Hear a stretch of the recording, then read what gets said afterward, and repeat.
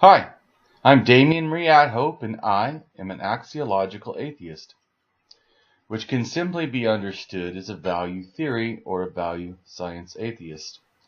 But today I want to talk a little more about my views on axiology and how it relates to the conclusion of axiological atheism.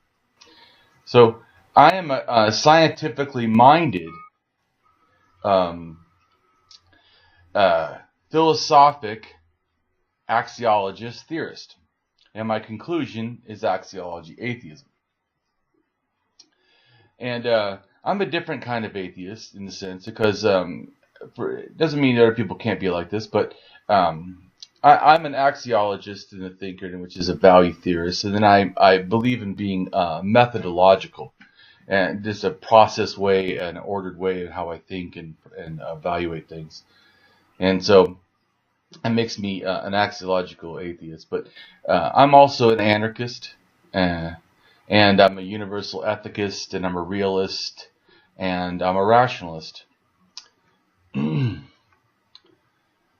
So let me quick help other people understand. For axiological atheism, in a simple way of understanding it, besides the terms I use, in a sense people can understand, it would be like a humanistic form of anti-theism and anti-religionism, in a sense, with a strong secularism.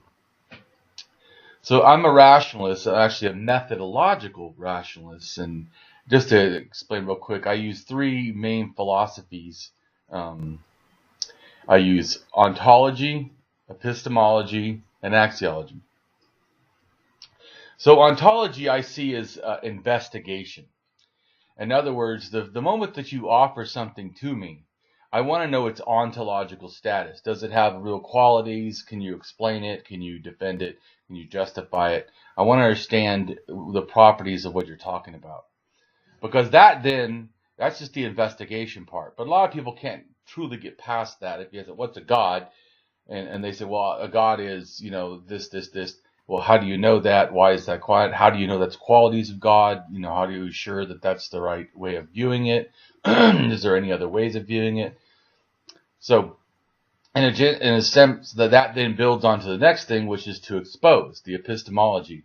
I want to get more in depth into the not just the qualities needed for the justification, but more of the justification they're trying to offer itself. I'm exposing what they're claiming. Like, say, if you say, I believe in God because I have faith. Well, then you're trying to say that faith is the evidence. If not, what's justifying faith? So once you then give me, in a sense, the justification, then I'm going to use axiology, which is the value judge of that, what you just offered. So, and I'm not a skeptic in a sense. I'm a rationalist. I approach it by, you have to justify. You have a required burden of proof, and you're going to have to make it reasonable and have to have evidence to justify or warrant to, through logic or something that show that it's even, accessible to reality or reasonable to logic. So to me, rationalist is referring in a sense to a way of investigation and a way of coming to conclusions and knowing things. And to me, a rationalist will be more prone to axiology because, in a sense, axiology requires that you have some sort of a postulation of agreement to the natural world, because reality, in a sense, is the only thing that we could hope to offer valid ontologies about. I mean, someone could claim mysterious things, but how could you actually axiologically judge it as an actual thing unless you have actual thing properties to reference? In other words, if someone says something is possible, you need to think, well, why would you think that that's a good justification for possibility? Because possibility takes reference to something else. So you're value judging that the thing that they're referencing is pertaining to what they're referencing, thus giving it, meaning. Like if I say, well, my car is like, and then I give you an explanation, in a sense, the thing that I'm referring to is the thing that you're able to reference. It's like this because it has these qualities. But when you explain something that's mysterious, like a God that has a hope of justification, then you're not offering something with qualities that can actually be known and identified ontologically. You're just claiming they have these properties. So to me, axiology thus will be more prone towards a stronger atheism or an agnosticism in the fact that if I value judge the terms you're using, they don't have any cognitive meaning. So when they say soul or God or spirit, you're referring not to things that have real ontology. You're referring to this mystical, mysterious, claims that are not rooted in reality. So because they're not reality claims, in a sense, they have to be rejected as not viable to attain understanding, because you're offering something that's not really connected. You're just saying that it is. Like supernatural is assuming natural, but natural does not have to assume supernatural. So you're referencing the natural, trying to say that which we know has something else. Yeah, but that's just a claim. So an agnostic is basically saying that your claim doesn't have any real world meaning. Like if I say square circles, in a sense, a square circle is illogically, in a sense, impossible to happen at the same time in the same thing. So to me, it's either losing one of the properties of the other. It can't contain both. So it can be, in a sense, an amalgam of both, where they're both losing the quality of the other, and then semi make a shape. But it cannot be a perfect circle and a perfect square at the same time. So there's some things that you're saying. When you say stuff like soul and spirit, you're attaching to me the same kind of nonsense, and thus it should be rejected as similar nonsense. Just because I can say the words that there's a square circle does not mean there actually can be. So I'm inspired by philosophy. I see some people that see it somehow as some sort of a non-scientific thing. Well, I think that they're misunderstanding if they think that, because science, in a sense, just imagine what science could we have if we removed all logic? I mean, in other words, just because I look on the ground and see something that I think looks like something else doesn't actually mean that it is. I mean, people make the mistake of cause and effect all the time. And I'm not also saying that science is is something that, doesn't benefit also philosophy. I think that a good philosophy is benefited by science, and I think that science is benefited by good philosophy. So I'm enlightened, though, also by archaeology and anthropology and ethnography, the actual, stratification of artifacts in the world and their relevance.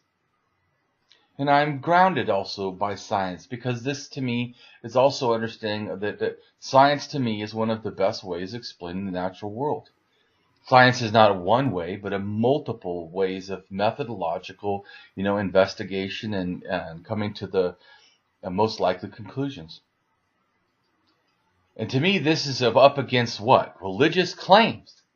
Religious claims offered with, fallacies and no justification and uncredible sources and uncredible claims. I mean, and on the whole, that religions and their magical gods, you can see if you're paying attention, are nothing but dogmatic propaganda. They're just empty popcorn, given to the masses, full of myths and lies. But I'll tell you that for all their claims of peace, they seem to have a problem actually achieving it. And kindness, I'm sorry, beats prayers every time. Actual work in the world is better. And if you think that prayers actually work better than kindness, you're going to need to just demonstrate that. Because prayer, especially ones that supposedly you do on others' behalf and they're not even there, well, to me are completely worse. I mean, there may be a small benefit of a social bonding thing if you pray with someone because they feel like in their hearing that you're trying to offer care for them. But I mean, if you do it in your home and no one's there, you've helped no one but yourself feel like you've done something. But you can be kind. And you can do this, though, without gods, without religion. And I don't even, I always think it's interesting when theists will say stuff like, well, where does an atheist get morality? Well, that's just ludicrous. I wonder if these people have ever paid attention to the natural world at all or the things around them. Look at animals. Who taught them to care for their children? Who taught them to care for the members of their group? I mean, it's to me it's amazing because that someone could be so indoctrinated that they remove themselves from the reality of the world, and which is one of the things I actually do not like about religion is that not only does religion offer an extra reality, it wants to erode the belief in the reality we do have for this other world's reality that they have never proven and is not even consistent. This is interesting to me. If you take the afterlife, right, it's only in any religion. I mean, it doesn't even matter which one, or general. And you say to them, tell me what your religion's afterlife is. Do you really believe, if you asked 100,000 people, that it would be 100% consistent even in a given religion? And my answer would be no. Because people interpret what they want or what they believe or what they've been taught.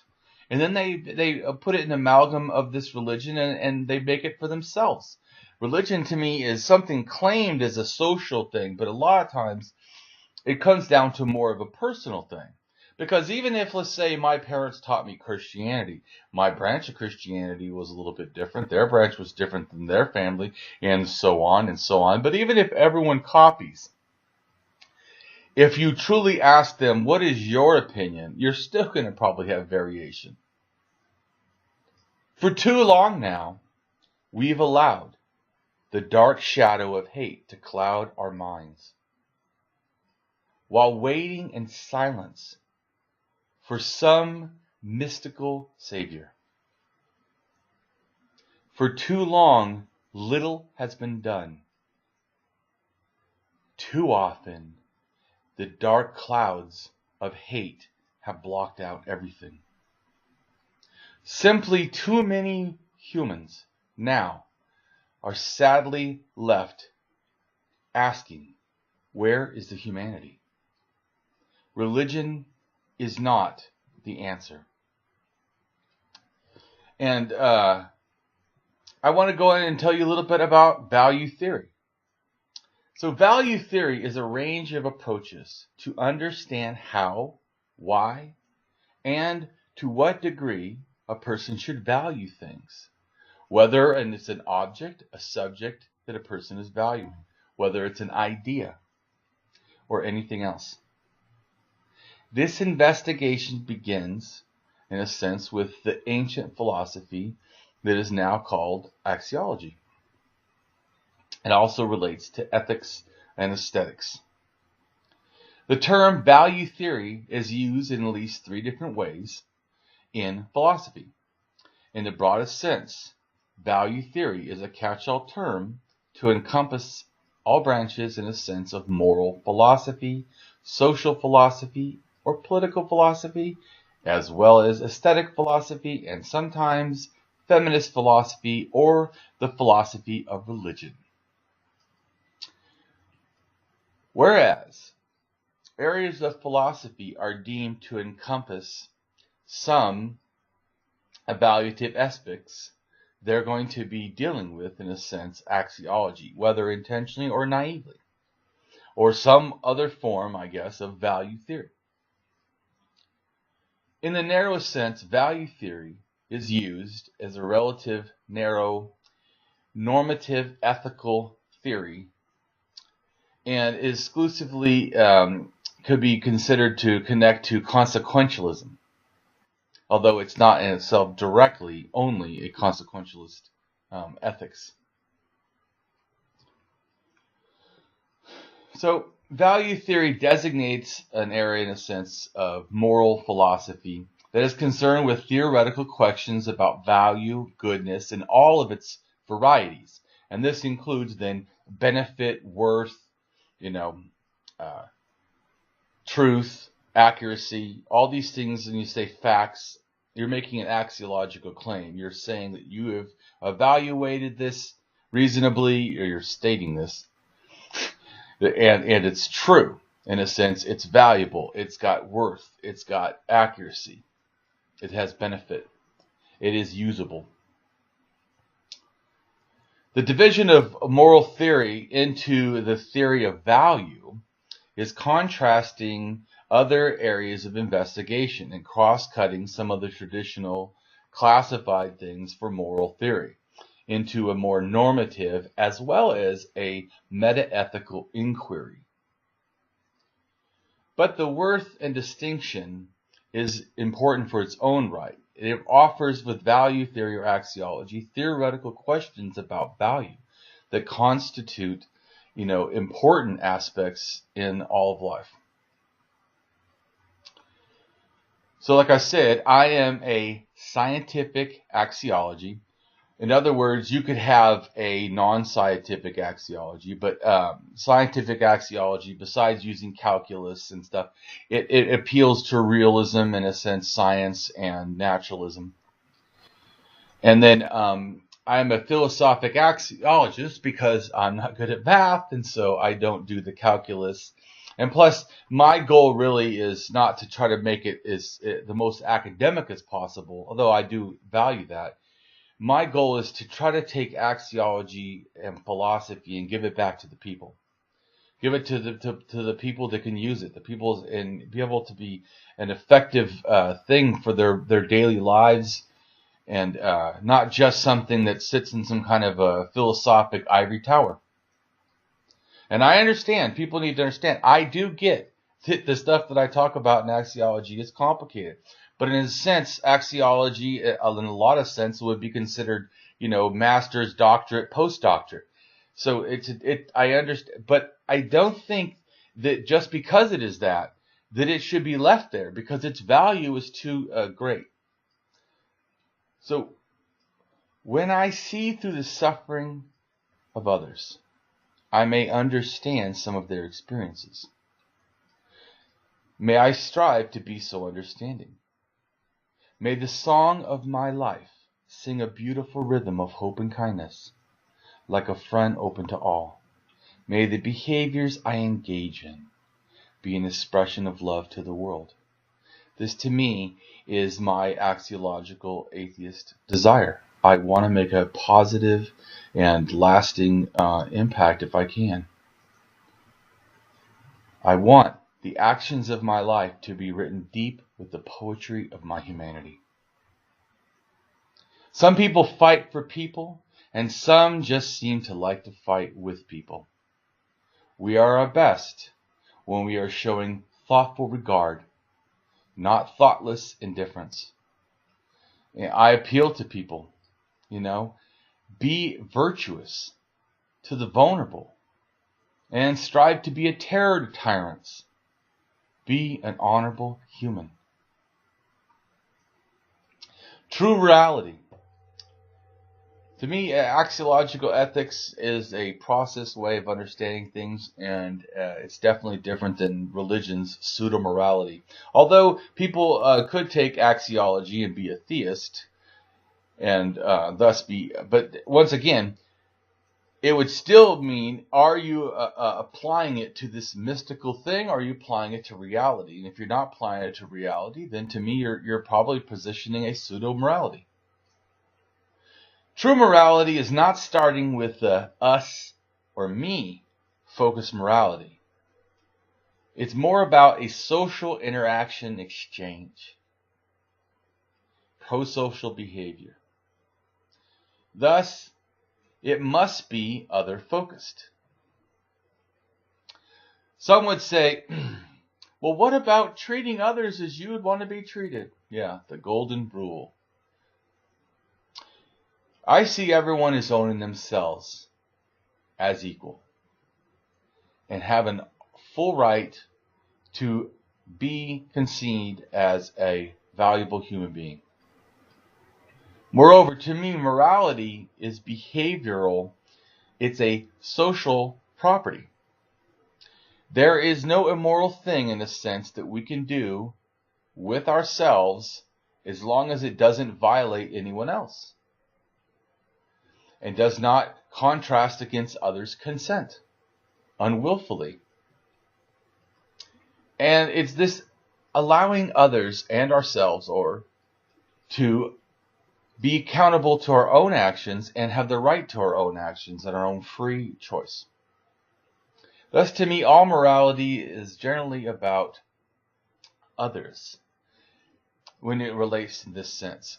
Because to me, just think about this. Morality, I see like this overarching thing. Everything is in a sense of morality. And inside of morality, there's morals, there's values, ethics. I should say values, morals, ethics. Values comes first. You set values. Now, you get values from multiple sources. Could be from you, could be from culture, could be from your religion, could be from philosophy, some other friend, whatever. So you get your morals, and right? But before that, though, like I said, is the values. So the values is what you're actually getting. You're getting this belief in something. You're getting this conclusion. I think blah, blah is like, let's say, I believe that rape is wrong. You know, the value is that not that rape is wrong per se only, but also that why it's wrong. In other words, rape is wrong because people own themselves. So the value that I'm in a sense appealing to is that people own themselves. So that thus they have the right to not be raped or not be a slave or have freedom, have human rights. So that all of that, in a sense, is all appealing back to one value, that you own yourself.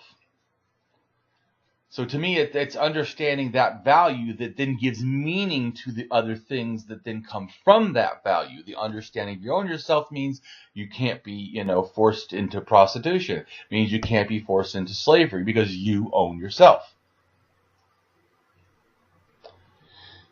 So to me, again, all morality is about others and our interactions with them.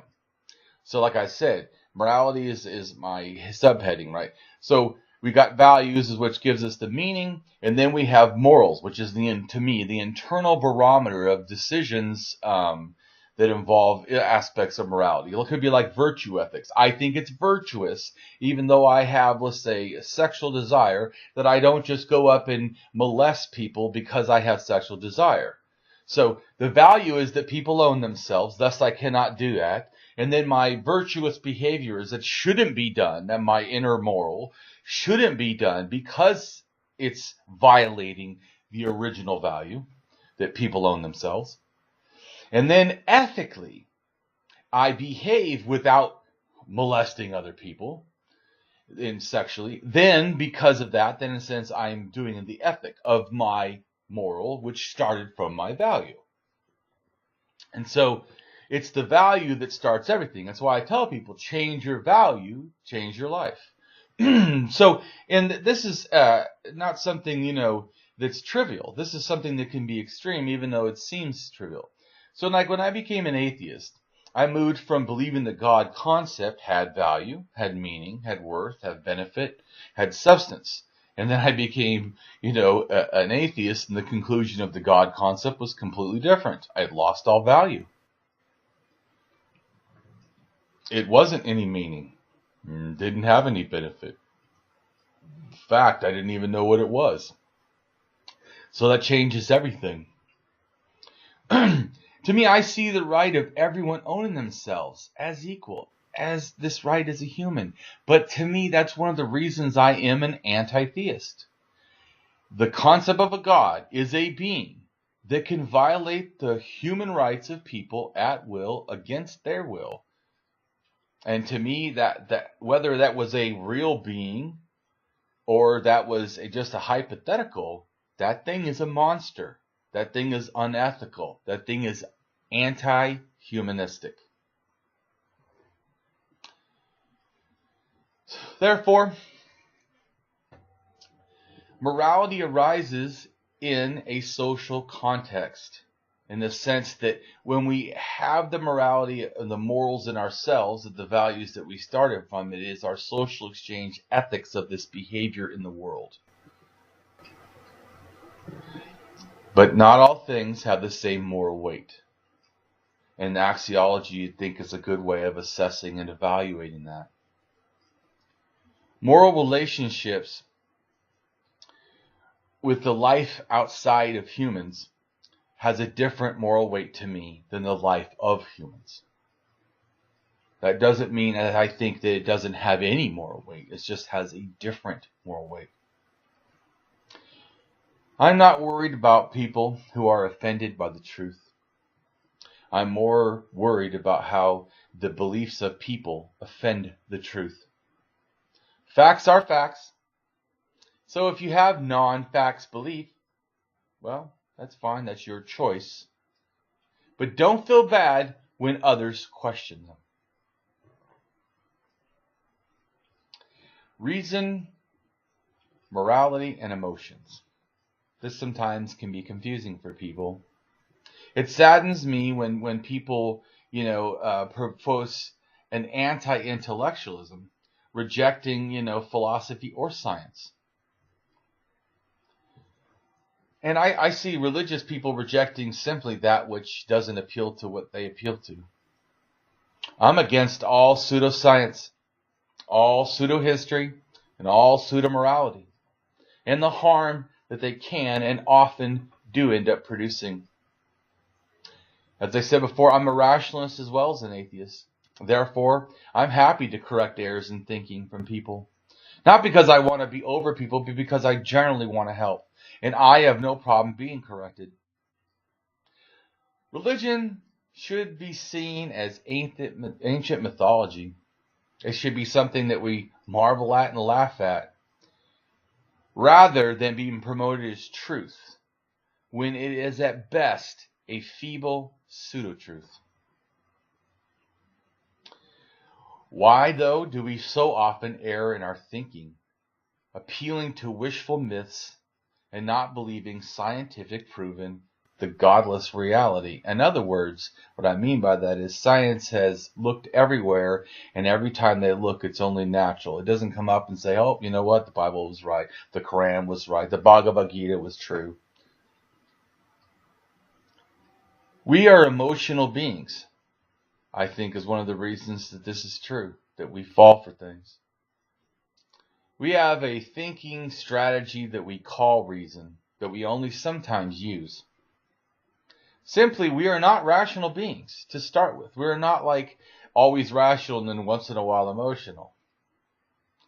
Now, we're not rational beings with a bonding strategy we call emotions we only use sometimes. We're emotional beings that only sometimes use rationalism. And people need to understand that as atheists, or any atheist, we talk about gods and religions for the same reason. The doctors talk about cancers. They are looking for a cure. Or a firefighter talks about fires because they burn people and they care to make that stop. We atheists too feel a need to help the victims of mental slavery, held in the bondage that the false beliefs in gods, like the conspiracy theories of reality that religions are. But it's not science or religion. Science itself is a methodological, multiple disciplinary quest, in a sense, for knowledge, hoping for truth. Religion pushes what it calls truth, not hoping to ever, demonstrate it. I mean, it claims demonstration, but it starts backwards. It starts with I believe, then goes and tries to look for things in the world and goes, look, that's it, without any justification.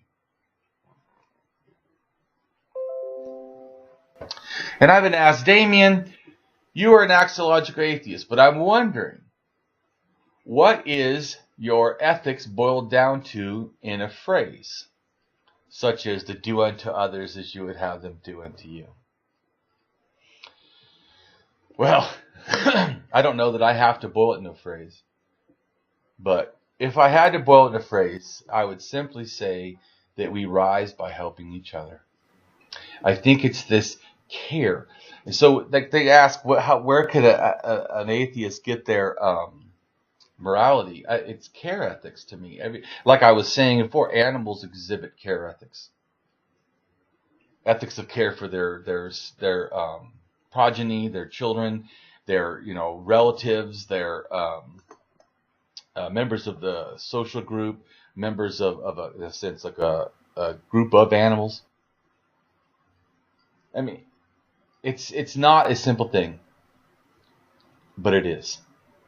It's in a sense, it's a simple thing that this care is what motivates to me, in a sense, a basis for ethics in general. Because if you remove away care, that's the impetus to desire to actually be moral. In other words, we don't find morality laying somewhere. It's a social exchange. It's pro-social in the fact that it benefits us when we don't rape people, we don't hurt people, we don't kill people. Then people like to be around us, and they trust us. So we don't lie, because that removes trust, and removes trust. It puts us in a place to where we can be ostracized in a sense from the group and as social animals. All this kind of stuff is not good for our well-being, and they're not good for the communal well-being. I mean, it doesn't take that many liars to make a lot of people untrust. It doesn't take that many rapists to make a lot of people feel unsafe. It doesn't take that many murders in your town to make you feel terrified. But the opposite, the positive things we do, also inspire trust, also inspire goodness, also inspire change. And that's why I would say that my simple thing is we rise by helping each other. It's not the fact of caring about the moral result, that what they're trying to do is look at and say, oh, well, if this happens. I'm saying if we inspire the moral persuasion of dignity, of care, the understanding that we need each other, we rise by helping each other. To me, this is the axiological ethics expressed. It would be positive. It would be humanistic. It would be humanitarian. To me, it would be championing justice and ethics as well as care ethics. I don't think all morality is subjective, nor do I think all morality is 100% objective. I don't even think that morality is objective every time we do it the same way we do it. In other words, you could have some moral questions that every time that we address them, I'm not talking about other people doing it. I'm saying if put it this way, if there's this moral question, and at age 5 you're asked this moral question, then at age 10, then at age 20, then at age 30, then at age 40, then at age 50, then at age 60, then at age whatever. If you took the things all together, do you really think that it would be 100% the same? And I think that it's so. I think that this desire that it has to be like ultimately objective, for every single thing is just not possible because in a sense, no matter how accurate I could be, I'm still in a sense the inaccurate vessel that I'm trying to use. I mean, humans are prone towards bias, emotionalism. We're good at denial, cognitive dissonance. I mean, we're super good at not doing super good. But I think we also can rise above that, because I think it goes back to the understanding that we do have these problems, and then resulting back to, trying to be better. So why ought we care? Well, to me, because we are axiological dignity beings. Dignity is the internal state of peace that comes with the recognition and acceptance of the value and vulnerability of all living things. And that is Donna Hicks, 2011, Dignity, the book, Dignity, the Essential Roles It Plays in Resolving Conflicts. Why ought we care? Well, because kindness, care, is like chicken soup for the essence of who we are. By validating the safety needs of our dignity, which, like I said, our dignity is a whole bunch of things, but some of it involves the fact of our sense of self, the safety, the comfort. When the valuing of dignity is followed, a deep respect for the one's self and others, as well as the dignity beings, has become one's path. And thus you are, in a sense, we rise by helping each other. You become a more ethical persuasion. Not just that you do ethics periodically or try to solve ethical challenges when they're approached to you, but instead making it a way of life. I try to be a good regardless of what other people are doing. I want to be a friend of the world even if others are toxic to me, because I want to make a difference. Because I don't want to be just some pinball that's bouncing around, followed by every whim of others. I want self-mastery. When we can see with the eyes of love and kindness how well we find and see the understanding that demonstrates the nature of being and dignity, when we value the human rights of others, as well as seeing them as fellow dignity beings, the realization of value of that is involved. As well as we should strive to understand, as I try to, how to attack a person without addressing and attacking their human rights. Is attack to value and worth of the issues, not to the person as a dignity being. A violation of one's dignity, which to me is an emotional awareness and an emotional direction that we in a sense express in the world, as well as dignity can be quite harmful if it's violated. Simply, we must see how we can create psychological disturbance in fellow dignity beings when this stuff is done. And I like to be a mutualistic thinker. Like I said, we rise by helping each other. Mutualism. Mutual respect, care, understanding. We all are in this life together as fellow dignity beings. Thus, or therefore, I want my life to be of benefit to the world. We are natural, evolutionary derived dignity beings. No supernatural, magic derived soul spirit beings. We need to stop lying about who we are. Because we are not made up of magic, but simply reality. Which is forcing us, in a sense, to have to address this. Not because reality is requiring us to check if they're supernatural, but because the lies about reality are making us having to remove this flaw in thinking that makes us believe in a supernatural reality. So, what equals dignity, in a sense, is worth of being? It is dignity, or being, whose specialness has this cognitive awareness to me of the expressions of pain, pleasure, this feeling of self. To make another dignity being feel pain is to attack their dignity, as well as to do that to your own self. What equals dignity is worth of being. It is being whose cognitive awareness is able to experience and express. When I was younger, I felt proud. When I was able to, in a sense, bring down someone or harm someone, those I didn't like. But as I got older, I realized how devastating this is, how harmful and how unethical of what I was doing. My choice to actually go after valuable dignity beings. I was violating myself.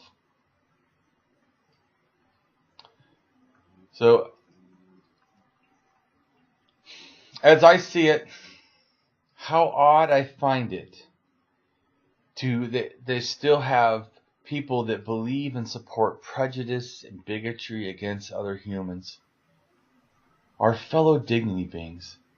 We too often get blinded by external packages that hold us away from experiencing others, the dignity being they are internally. What I am saying is, don't judge by the outside only. See the worth, the human value that they have as a dignity being. Why is it easier to see something that is wrong than to notice something that is right? Why do I struggle in speaking my heart sometimes, my heart of love, as though passion is something I should dislike or hate? When you say act of mercy, the thing that is being appealed to or for is a proposal for the human quality of dignity and respect. May my lips be sweetened with the words of encouragement and compassion. May my heart stay warm in the arms of kindness. May my life be like a song with a beautiful rhythm of hope and kindness, like a friend open to all. And may the behaviors I engage in be an expression of love to the world. Dignity arises in our emotional awareness, depending on our cognition. Our dignity is involved when you feel connection or connected feelings with people, animals, plants, places, things. Our dignity is involved when we feel an emotional bond with our family, when we say, my family, my pet, my sports team, or others, not me, but my religion. Because of the core sensitivity of our dignity, we feel that when we connect, that when we are also acknowledging, understanding, and supporting a perceived sense of dignity, comfort is what we feel. Even if it's not actually a dignity being that we're appealing to, in a sense, like plants, places, things, ideas, it still can be just as profound, because we emotional and social beings want to give meaning to things. And we do this because it makes us feel safe as a dignity being. But unfortunately, then we end up with places and plants and things and ideas that have dignity being status that don't deserve it. And that's why I think it's hard sometimes when we, as atheists, address people's God beliefs, because in a sense they're not a belief. It's like they feel, in a sense, that we're attacking their friend dignity being. We are trying to protect dignity developing motivation towards them, where near equality then happens with humans. In other words, that when we say that the developing dignity being motivation, I'm talking about that when you assume this religion, this God, this Jesus, this Allah, what you're doing, you're owning it as almost like an anthropomorphic moral weight or dignity being status that you're applying to it and making, you're owning it, self-ownership, like a personal thing. I see humans value all kinds of things. I personally want to put humans at a high state of value. And I think that if you could say an idea has value, well, it's an idea, it does not have value unto itself. It's not a dignity being. It's value in what it can produce, what it's worth, what its benefit, what its use.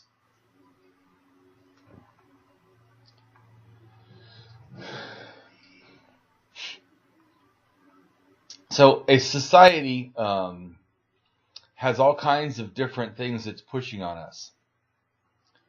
And to me, dignity, though, is not a fixed thing. And it feels, in a sense, dignity can feel in us, can feel honored or honoring of others, as well as help in a sense of self-help and other help.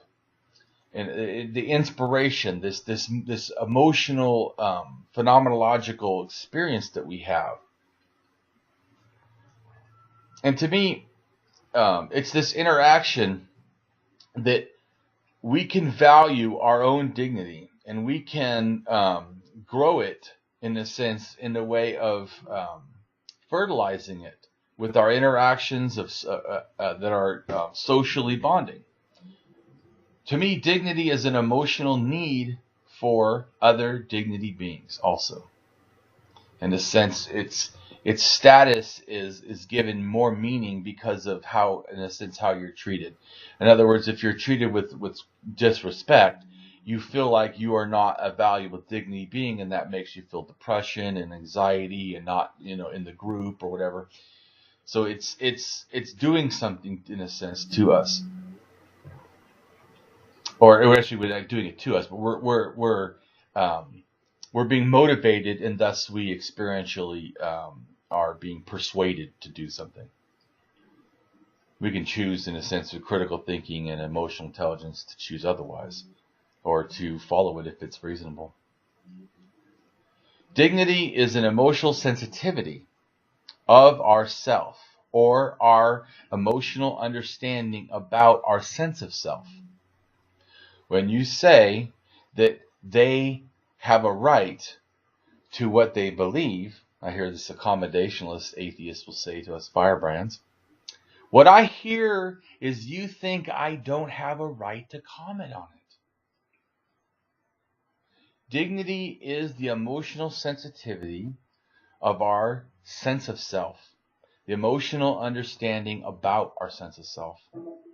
To me, when we say something is wrong, say to kill a human, that person is appealing to our need to value the dignity of that person, their self-ownership, their rights to be. The person with whom they may possibly be killed, has a life essence with an attached value and moral weight violations that are possible. And moral weight, which is different depending on the value of the thing or person in question. And so it's addressing the understand of this kind of thing. So in other words, some people would put a different value on killing someone in war who's shooting at them, as opposed to a non-combatant. So in a sense, they're both humans, right? But yet you're assessing that one state of affairs is different. And to me, you're appealing to the difference, in a sense, moral weight and responsibility or liability. To me, dignity is the name, in a sense, we own an emotional experience, emotional expression, emotional intelligence, emotional sensitivity, the very core of our sense of self. And this awareness is dignity and thus our value and worth. Dignity is often put into similar thinking like moral, ethical, legal, political discussions. The concept of dignity is expressed as an idea that is being has an innate right to be valued, respected, or to receive ethical treatment. In other words, a moral obligation or moral weight. In modern context, dignity can function as express of the Enlightenment era concept of inherent, inalienable rights. English speakers often use the word dignity as a perspective in cautionary ways. For example, in politics, it can be used to critique the treatment of oppressed or vulnerable groups of people. But it has also been applied to cultures and subcultures, to religious beliefs and ideas, to animals. Dignity also has descriptive meanings pertaining to human worth in general. The term dignity has various functions and meanings depending on how the term is used or context. Dignity, authenticity, integrity are of the highest values of our experience, yet ones that we must define in a sense for ourselves or understand. But it is this understanding that helps us then become better pro-social people in the world. We rise by helping each other. People of hurt and harm, you are not free to attack other beings of dignity without an effect, without a moral obligation, without an ethical responsibility, or without the fact of being culpable.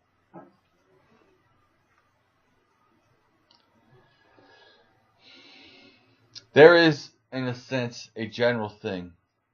This issue of hurting or harming other beings of dignity without, in a sense, a right.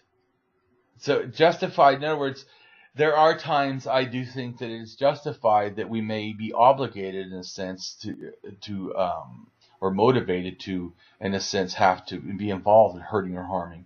In other words, like self-defense or other defense, the protection of others.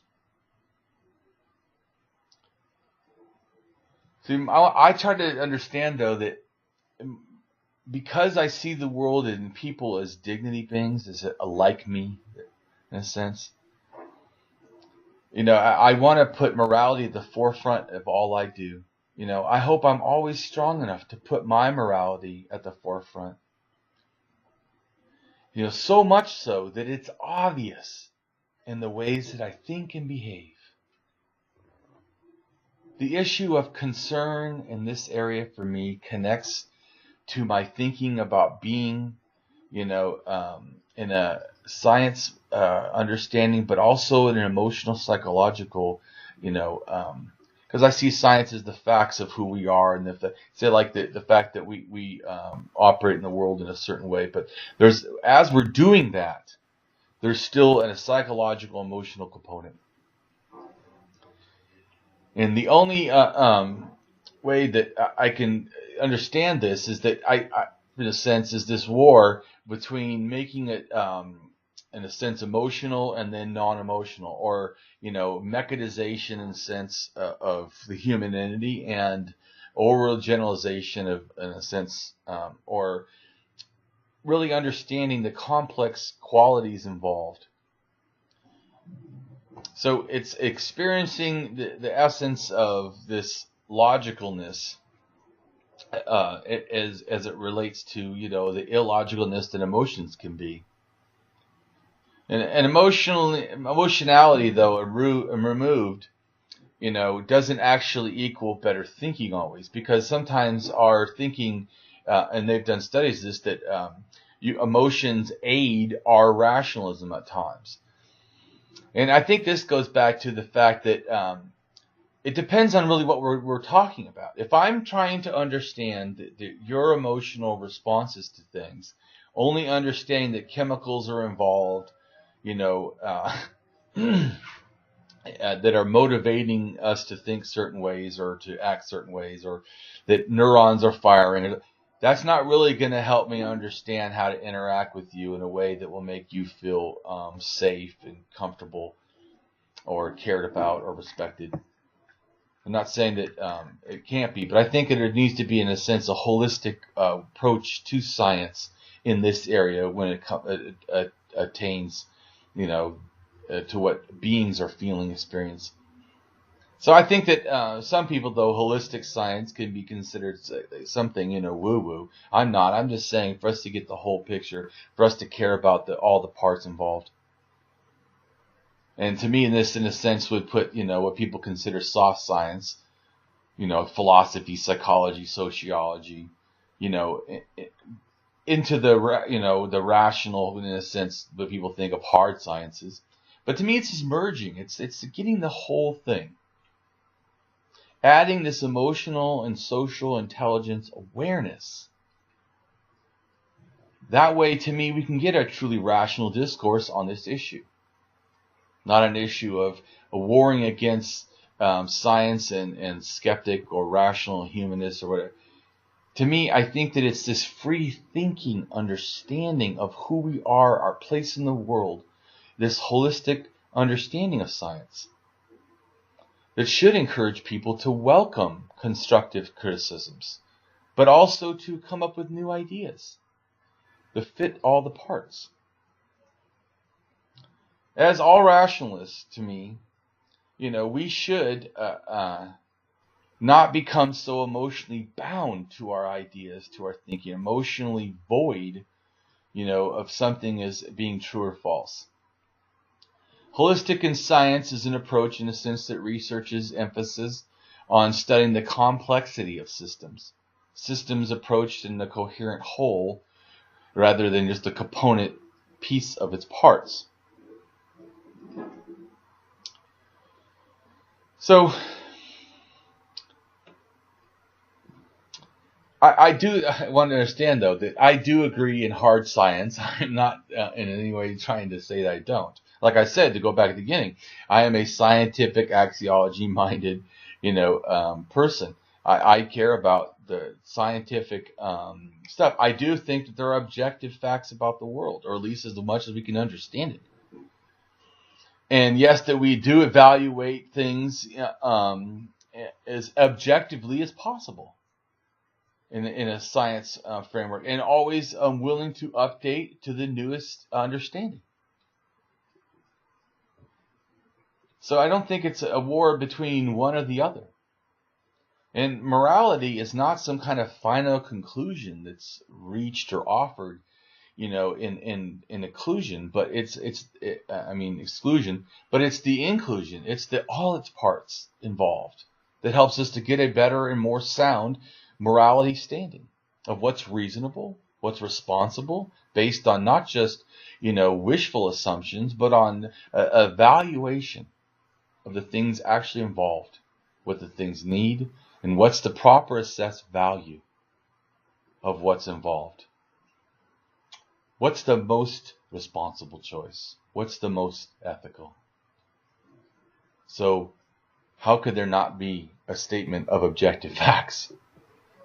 To have good axiology, to me, you do need objective methods, or certainly appeal to objective conclusions that other methods, have demonstrated, have a valid and reliable justification. And can we objectively conclude the value of objective facts with objective methods to conclude objective conclusions of value and the relationship of the objective facts? To me, the answer, even though it would be complicated, is yes. Thus, morality is not a special thing, and it too, to me, can involve objective facts, objective methods, and thus can involve objectively reached conclusions about such things of value and the objective facts involved. So, I think, though, that this brings up to another point that can be confusing, is that some people become moralizers. And remember, I'm not calling this an ethicizer. In other words, I don't think that, in a sense, pushing ethics on people is a problem, because ethics are the proper social behavior. And to me, the biggest thing that should be appealing to in pro-social behavior is the right that everyone owns themselves, this human equality and human dignity. So to me, moralizers generally are religious people, but they can be people that are not. And they push this personal moral out to everyone. And to me, this is the issue that can have a problem. Because if it's not an ethical thing, if you're just saying, like, if you say, well, I don't think that, people that are gay that can marry, well, that's your personal opinion. Well, I'm going to make it so people that are gay can't marry or shouldn't marry, and now you're being a moralizer. Because in a sense, you're violating the ethics of others because of your personal morality, persuasion. So, to me, often morality can be generally thought of as starting at an emotionally driven response, or a realization that then hopefully is navigated with emotional intelligence, social awareness, and rational thought to reach the most just, morality, ethical, responsible response. But of course, that's not always goes. We start with biological impulses that are responses to this external stimuli or internal stimuli that is produced in a situation, which often, because of us being emotional beings, immediately produces emotions. These responses, these emotions will start to process and start to, in a sense, possibly cloud our ability to moral and ethical reasoning. But they can also be used, in a sense, to help it in awareness. To me, I am happy with my life, even if I had to die today. And why am I happy is because I feel like I've become a good person. And to me, that was my life's goal. I wanted to realize a life that actually could be of benefit to others. That actually could be promoting of joy and happiness. And to me, I feel like I finally, have lived this good life, trying to help others where I can. Some of our issues of grasping the ontology of morality is limited to all or nothing, either or, black or white, thinking. And that it has to be all or it's nothing. And such people say morality, is either all objective or all subjective. To me, they're both right and they're both wrong. Morality is both the qualities that are subjective as well as qualities in it that are objective. So it has subjective and objective. See, I think it's not all or nothing. And I think that, to me, when you pose it as such, I think it is personally a false dichotomy. To understand the point that I am making, think of it as love, as absolutely subjective or absolutely objective. It is neither. Yes and no. We can experience love subjectively, but even though this fact is true and stays true, while simultaneously we can feel love that is expressed in a way that is objective, or is understood in a way that is objective. And so to me, there's universal ways of seeing the different dimensions involved, but this also to me is where it brings the problem, because it's complicated. People like generalizations. They like simple. That's like the person asking me, how can I sum up all my moral thinking into one phrase, like the Bible does, as if somehow that was even good to begin with. And so to me, it's our inability to grasp complex things that is more the issue.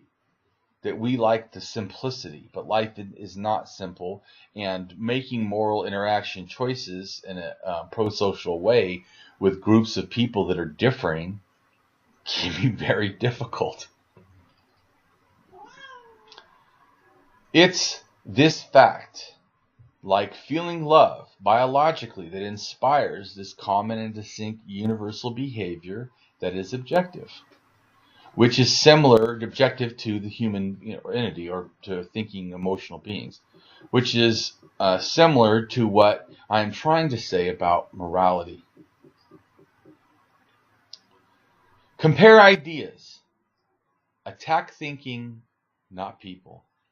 In this way, we have a higher chance to promote change, because it is the thinking we can help change if we address the thinking and do not attack them. And thank you for listening.